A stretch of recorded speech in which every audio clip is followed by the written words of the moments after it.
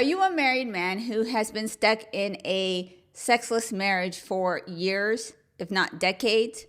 Well, if this is the case, you certainly are not alone. This is a massive point of unhappiness in a good portion of married men. And the stories that I hear from you guys in the comment section are just completely heartbreaking. One of the first things I always ask is, why haven't you already left? And I primarily get one of three answers. The first one is that there's children in the home and they want to stick around until they're grown. The second one is that financially, divorce is just too devastating. And the third reason is that they are men of faith and they took a vow and made a covenant with God. Now, my channel is not one that is specifically a faith-based channel, but a good portion of my viewers are Christian.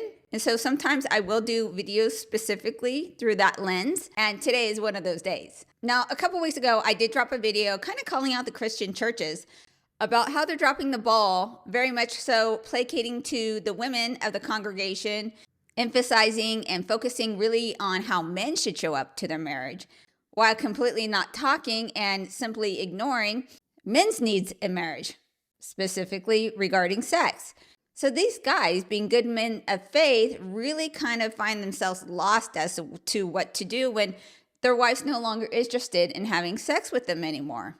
So he usually starts by talking to his wife, and that never goes very well. She'll usually come back and try to emasculate or shame him.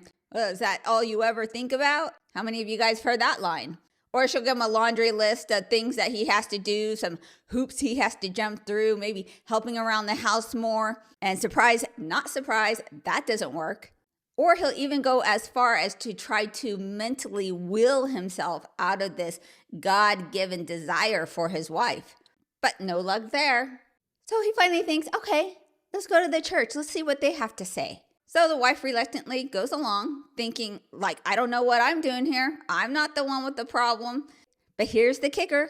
Those same churches who are ignoring or downplaying the needs that men have, these are the same churches that are just going to tell these guys, oh, sorry, buddy. Like, God hates divorce. It kind of looks like you're stuck here. I mean, it seems pretty clear in Matthew 5:32, where Jesus states that anyone who divorces their wife, except for sexual immorality, makes her commit adultery, and whoever marries a divorced woman commits adultery.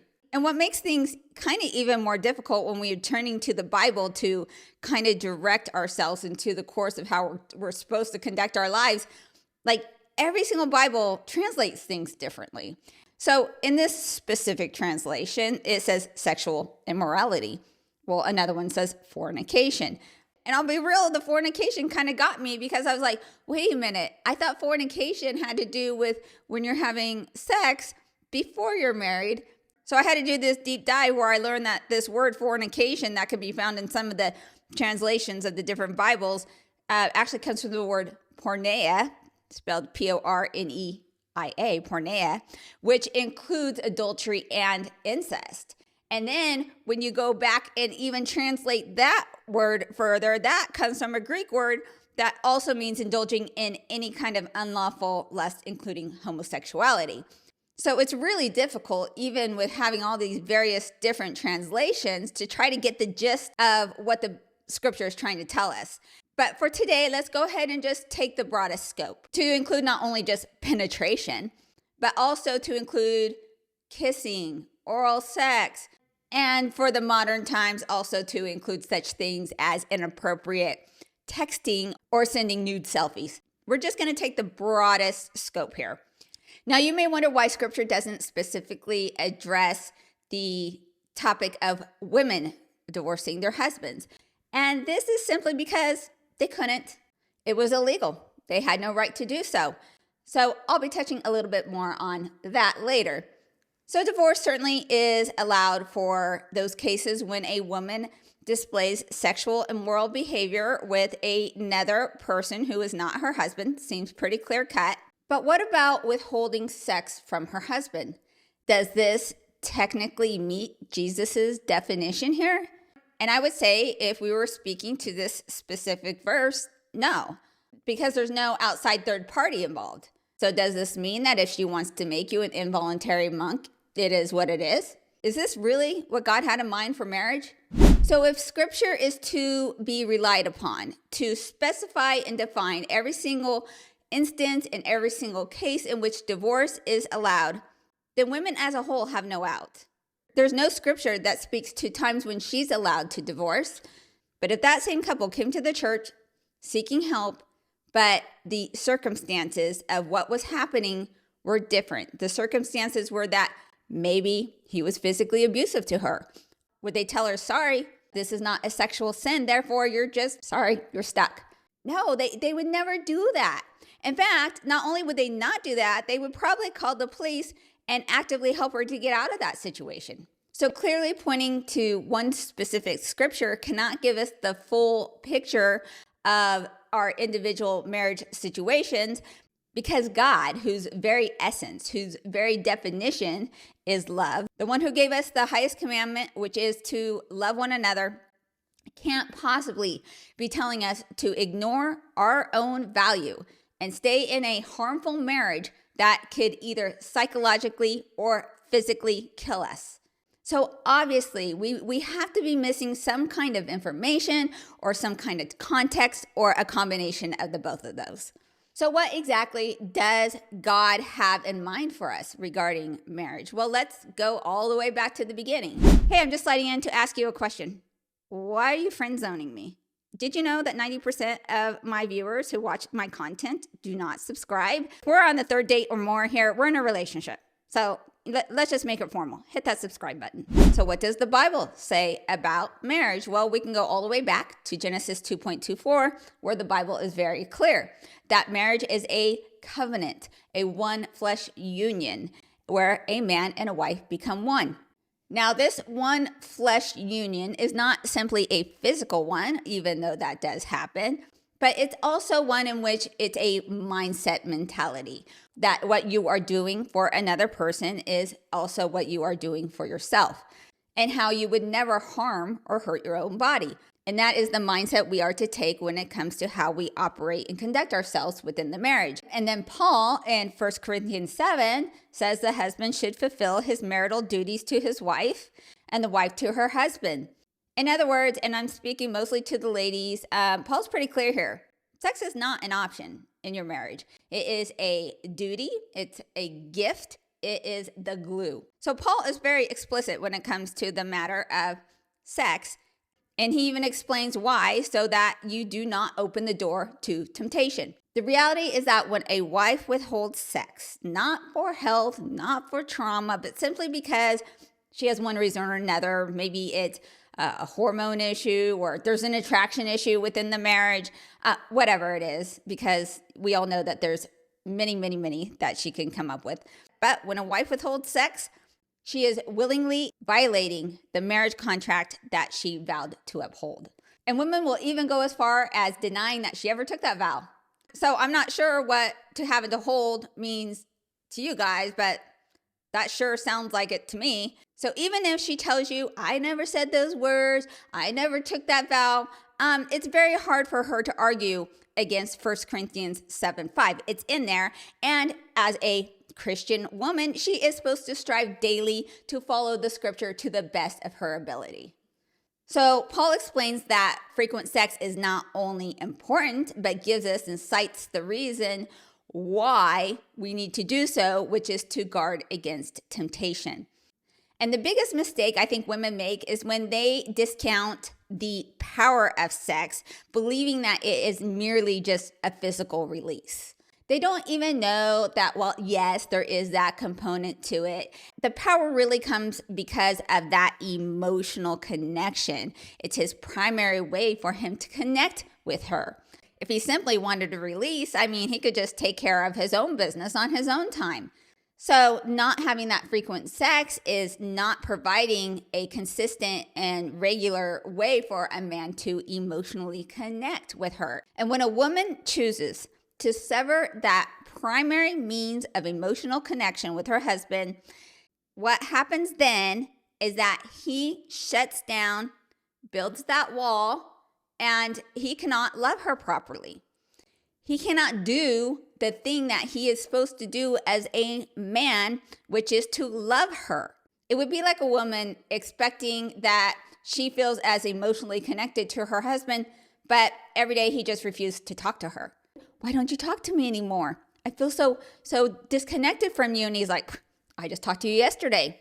Didn't we just do that last week? Is talking the only thing you ever think about? And the funny, but not funny, thing about this is she can get that talking need from another person, but he can't get sex from anybody else. So scripture is very clear about God's design for marriage as being a covenant where two people come together, not only physically, but mentally as well, to actively fulfill each other's emotional and physical needs with as much thoughtfulness and intentionality as we do our own. So now that we know what God's design for marriage was from the beginning, let's go ahead and move on to divorce. We're going to go ahead and really deep dive into Matthew 19. And when we're reading this chapter, it's very important that we look at the historical context and what was going on at the time, because it's super relevant. Now in Matthew chapter 19, verse 3, it says, the Pharisees also came unto him. Now, when it says the Pharisees also came unto him, they're talking about Jesus, tempting him and saying unto him, is it lawful for a man to put away his wife for every cause? During the time of Jesus, there were a couple different main religious kind of groups. Like they were all Jewish, but the way they thought about things was a little bit different. And the primary ones were the Pharisees, the Sadducees, I hope I'm saying that right, and the Essenes, which we don't really hear a whole lot about them. But they all had different views and beliefs, interpreting the law different. Some were more conservative, some were a bit more liberal with it. Think of it kind of like the Republicans, Democrats, and independents that we have today. We all are operating underneath the same federal law, but the way we interpret it is going to be different. So the Pharisees were more on the liberal side, and they were for allowing divorce for any reason. Think of it as today's no-fault divorce. When the Pharisees came up to Jesus asking him if it's lawful for a man to put away his wife for every cause. So here what they're saying is, hey, can a man divorce his wife for any reason? And so Jesus, knowing exactly what they're asking, says, no, you can't just put aside your wife because some other younger, prettier thing comes along and you just want to be able to put her aside. You don't like the way she looks at you, or you don't like the way she chews her food. Okay, that one might be justified. That can be really annoying. But you have to understand that this every cause divorce, what exactly would that mean for the wife who was put aside or divorced? So at the time, the culture was a true patriarchy. Not the same type that society tries to tell us that we're in today. No, this was truly a patriarchal society in which women had no rights at all.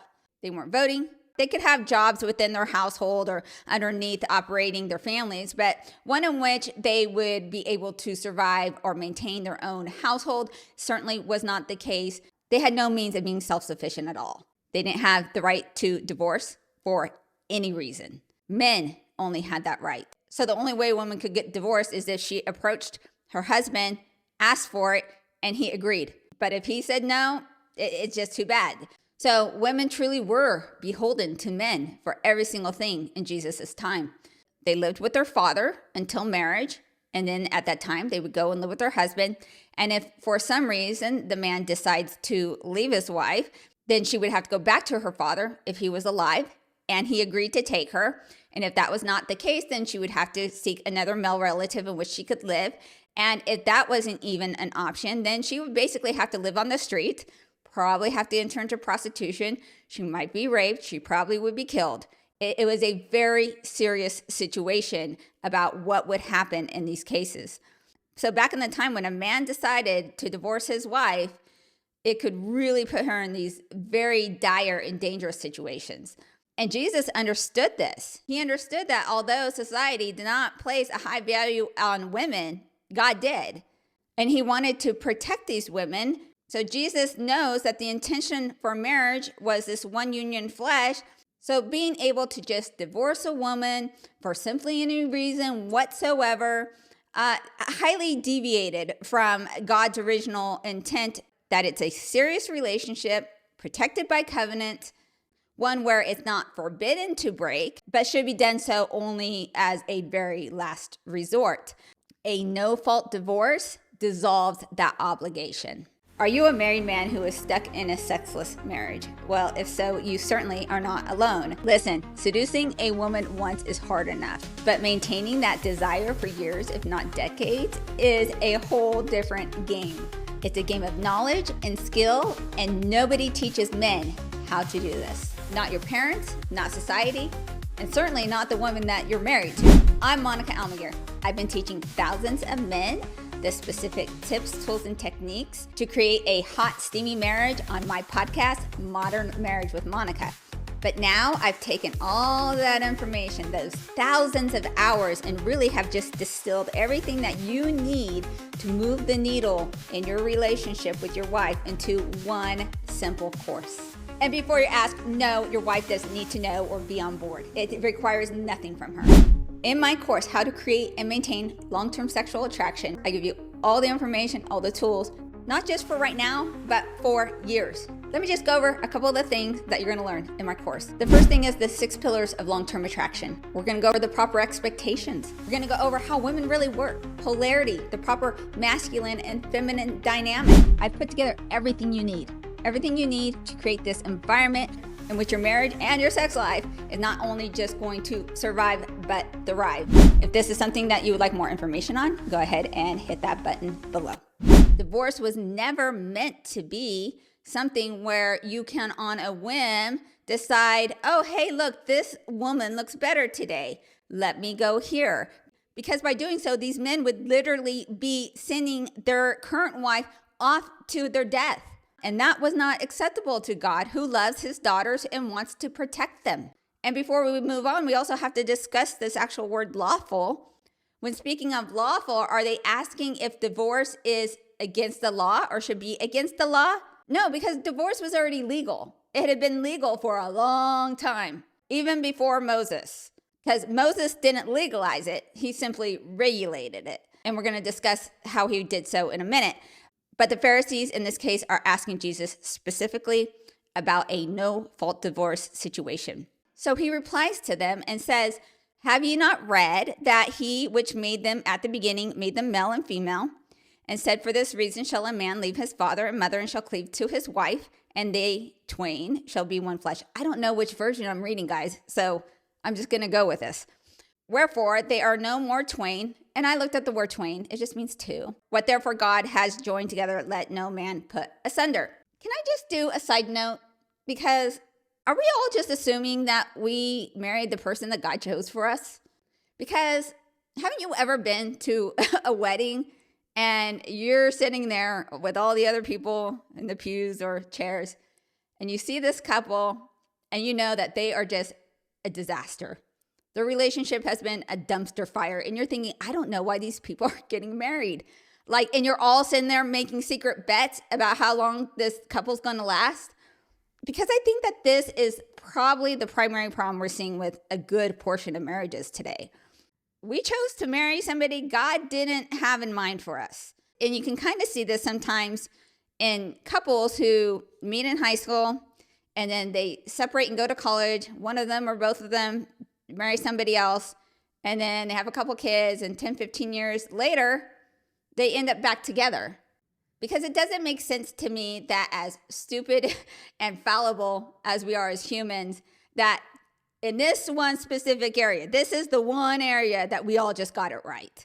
So God's probably up there going, no, what are you doing? This is not who I had in mind for you. But he's going to respect your decision, even the bad ones. So he'll probably just roll up his sleeves and be like, okay, all right, let's try to make some lemonade out of these lemons. He's still going to have your back and try to help guide you through your marriage, even if it's not with the person who he had in mind for you. So when I read what God has joined together, let no man put asunder, I read that as don't go muddling in people's business. Don't go muddling in people's marriage and actually try to break them up and actively try to get them to fail.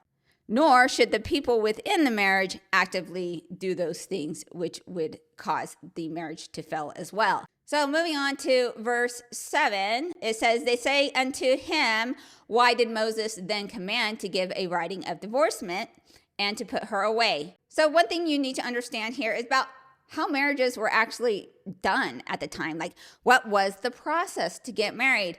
There was no permit or marriage certificate that you had to file at the county courthouse. It was still solely a God institution. There was no government agency involved. A ceremony was held and you were married. So there was nothing on paper to prove that you had gotten married. So what would happen if a man decided that he no longer wanted to be married to his wife was that he just simply told her, "You're no longer my wife. Leave." There was nothing else required of him. So she leaves. She might get remarried. Well, what would happen if he decided all of a sudden, you know what? I do want her as my wife after all. He can then go back to that woman and say, "You're still my wife." She would have no proof that they were divorced. So this man could go and say, "You're still my wife. What are you doing here with another man?" Accuse her of adultery, a crime punishable at the time by death, usually with stoning. The problem had to do with the fact that there was no proof that the divorce happened. So Moses did not command the people to get divorced. He simply instructed and commanded the manner in which it was to happen. That a woman would be given a written declaration of divorce. It would be placed into her hand. She would have the proof required to move forward. He saith unto them, meaning Jesus, "Moses, because of the hardness of your hearts, suffered you to put away your wives, but from the beginning it was not so." And when Jesus is saying suffered you, that means allowed you to. So Jesus is saying, hey, this is not what marriage was designed for. It was only because you guys had a hard heart that this was allowed. God's intention for you was that you would properly love each other, and therefore divorce would never be necessary. However, because of the hardening of a husband's heart or the hardening of a wife's heart and not loving each other properly in the way that Christ commanded us to love each other, that is the sin. The divorce itself is not the sin. It's simply the consequence of it. The divorce bears witness to that fact. Verse 9, "And I say unto you, whoever shall put away his wife, except it be for fornication," or porneia, as we discussed earlier, "and whoso marrieth her, which is put away, doth commit adultery." All right, so discussing about adultery, it's kind of not a big deal in today's society. But back in that time, adultery was one of the highest crimes. It was a crime that was punishable by death, not only for the woman, but also for the man. So Jesus was likening this behavior to something that we would see in like the highest of criminals. I mean, what other crime has the death punishment with it? So it's very clear that Jesus sets a very high bar when it comes to divorce. But today, the problems with the no-fault divorce aren't quite as large, but the government now does for the women and the children what God was trying to do back in that time, and that if a husband filed for divorce, the wife and the children would not be utterly and completely destitute. Those changes now are enforced by the government, much to your guys' chagrin. It was already commanded in the Bible. But we always have to remember that what is legal and what's godly are two separate things. Sometimes they align, sometimes they don't. But there is one thing for sure. God's vision for your marriage is one that is sacred, loving, and physically optimized. If the wife or the husband is seriously unhappy, shut down, treating you like you don't exist, that certainly does not fit God's vision for your marriage. We have concluded that the withholding of sex does not meet the specific definition of sexual immorality, as it does not involve another person. But does it satisfy the abandonment principle that we see later on in the New Testament discussed by Paul? So if we're going to look at 1 Corinthians 7:15, and once again, we have to give a little bit of backstory and context to this. Back in that time, people were converting to Christianity right and left. And this was a good thing. However, sometimes it wasn't both the husband and the wife converting. And so Paul had to address this issue of like, what do we do? Do we divorce our wives? What happens when the man converts to Christianity, but the woman doesn't? And so Paul instructs that if the unbeliever physically leaves, you're not bound to her in marriage any longer. But can we take this same concept and apply it to a case of emotional abandonment or abandonment of her marital duties? Is that the same in the eyes of God? I think we have to go back and look at God's original design for marriage, where marriage is not just a ring. It is a promise you make to each other to provide love, fulfill certain duties and obligations, including physically and emotionally connecting with each other. If she's rejected you sexually for years, you're not crazy for feeling abandoned, because you were. Years of rejection is not working through a rough patch. It's a wife who has already left the marriage, even when she's still physically living in the house. Sometimes I think we get so entangled in the weeds of discussing and arguing the letter of the law versus the spirit of the law, like the Pharisees and the Sadducees, that we can't often see the bigger picture. So I think to resolve the letter of the law versus the spirit of the law issue when it comes to divorce, I think it's best to go with Jesus's new commandment, which is John 13:34. Where it says, "A new command I give you, love one another. As I have loved you, so you must love one another." So Jesus gives us this new commandment. It's the highest commandment, the one above all. So what if we used this highest commandment and use that to guide us in every difficult situation or difficult decision that we are trying to make? If we applied this same mindset when we are contemplating divorce, the question you would need to ask yourself would be this: what is the highest, most loving thing to do to move forward? Is a divorce the highest, most loving thing to do for her? Or are you contemplating divorce because of the hardness of your heart? Does ending the marriage set her free, or does it shackle her down? Are you staying because you still have hope, or are you staying because you don't want to take that financial hit if you leave? True love is sacrificial. You vowed to love her. And ironically, divorce very well may be how you do that. And if you make the choice to stay in a sexless marriage, do you have the ability, even if that never changes, to love her properly? Because that is the ultimate vow that you took in your marriage. Was not that you wouldn't leave, was that you were going to love her. That is the vow. If so, then by all means stay. But if you cannot stay married without building a wall of anger and resentment, the loving thing to do very well may be to just let her go. God doesn't just love your wife, He loves you too. And your needs and your desires matter as well. And let me also remind you that divorce is not a salvation issue. Your salvation is not on the line here. That's a gift that can't be taken away. Sometimes we know we made a mistake in the selection of our spouse, and we try to make it work, like putting a square peg through a round hole. I married her. I made that vow. I made that commitment. So, I made my bed. I'm going to have to lay in it. But we see in John chapter 8, verse 1 through 11, that even Jesus doesn't have that standard. That's a story where a woman was brought to Jesus who had been caught in the act of adultery. And they're trying to get Jesus's take about how this woman should be handled. Because as discussed earlier, the law indicates that the punishment for adultery is death. So when Jesus tells the crowd around that, hey, whoever's not guilty of sin, be the one to cast the first stone, and they all end up leaving, and there's just Jesus and the woman left. And he says to her, "Woman, where are they?" Meaning her accusers. "Has no one judged you guilty?"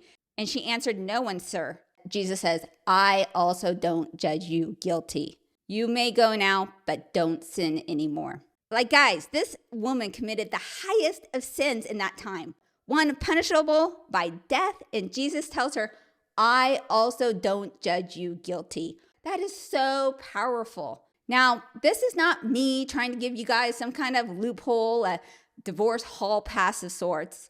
Because if I was, I would point you to Matthew 5:28, where Jesus tells us anyone who looks at a woman with lust has already committed adultery with her in his heart. And since adultery is already a clear-cut, acceptable reason for divorce, that would essentially give every single person the out that they needed. So I'm not trying to give you guys this hall pass. But for me, the answer is very clear.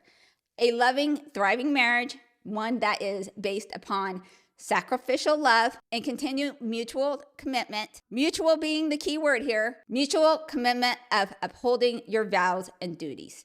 That marriage is the one that glorifies God. But a dead, unloving, and heartless marriage glorifies no one. So what do you think? Let me know in the comments. And if you've made it this far, you might as well hit that like and subscribe button. And stick around for this next video, which YouTube seems to think you're going to really love. And with that, I'll see you guys next time.